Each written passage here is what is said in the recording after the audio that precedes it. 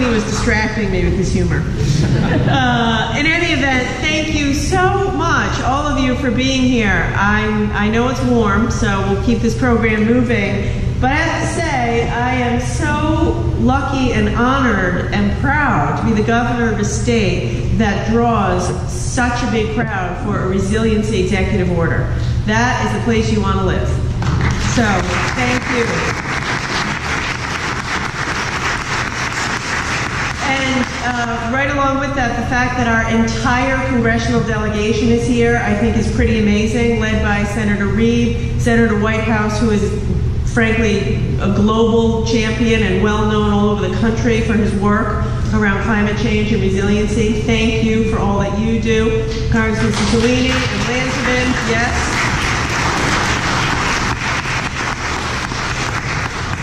We're doing our part here, and the four of them, thank God, are in Washington on our behalf, fighting the good fight to save our planet.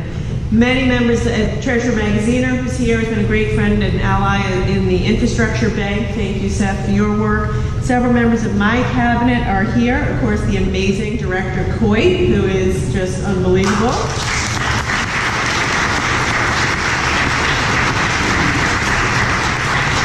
Message in her green and blue outfit.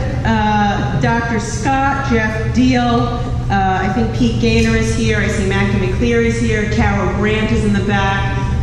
We had Barbara Field from Rhode Island Housing. This is a team effort. This is a team approach. Grover, thank you for all your work at CRMC. It's terrific to have my whole team here working on this. You know, I was lucky. I hosted the governors this summer for the Governors Conference, which was a great success. And we ended the weekend with clam bake down at Eisenhower House overlooking the bay at Fort Adams. Every single governor and many people, to a person, said to me, I can't believe how amazing Rhode Island is. I can't believe how amazing the bay is, how amazing the ocean is, how you're lucky to live in and govern the ocean state. And I, of course, immediately followed up with, you ought to move here, put a business here. But the point of it is, it drove home for me yet again, really how lucky we are and how precious our bay is and our ponds and our estuaries and our oceans, and therefore how vulnerable we are. That's the only downside. The upside is we're lucky, people make their living, it's a treasure. 21 out of 39 Rhode Island communities are coastal. So as the ocean state with 400 miles of coastline, we are uniquely vulnerable to the challenges of climate change. Rising seawater, warmer waters.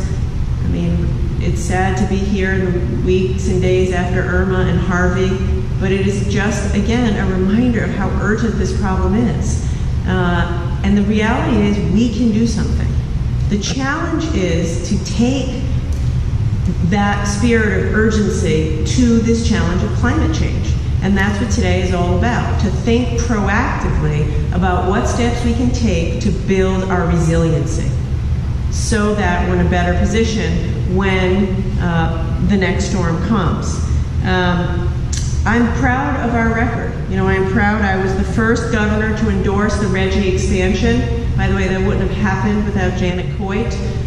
We put, RGGI forward. It's going to cut greenhouse gas emissions by 65% by 2030, and I hope we can do even better than that. We've set a goal to make our energy system 10 times cleaner and double the number of green jobs in Rhode Island by 2020. So we've done an awful lot, but in a few minutes I'm going to sign an executive order that's going to appoint Rhode Island's first ever Chief Resiliency Officer, Sean O'Rourke, and whose job it will be to work with stakeholders and present to me a plan next June, a statewide comprehensive resiliency plan. And I think we thought it was necessary to have a full-time point person as a Chief Resiliency Officer. We're developing a series of community roundtables that are going to begin Wednesday, September 27th at 5 o'clock at Save the Bay. That'll be the first of many. And the roundtables will guide our strategy for making our communities, businesses, and the environment more prepared for climate change. So I'm thrilled, I'm excited to lead this effort, and I need every single person in this room to play a role. We have a lot of work to do in the next 8 or 9 months. I need the federal government to do its part. URI is going to be involved, quasi-state agencies, the community, Save the Bay, advocates. This is an opportunity to come up with a resiliency plan to position our state with strength for the future and the climate change challenges that are coming. So I can't thank you enough for being here. I'm excited, and let's get to work.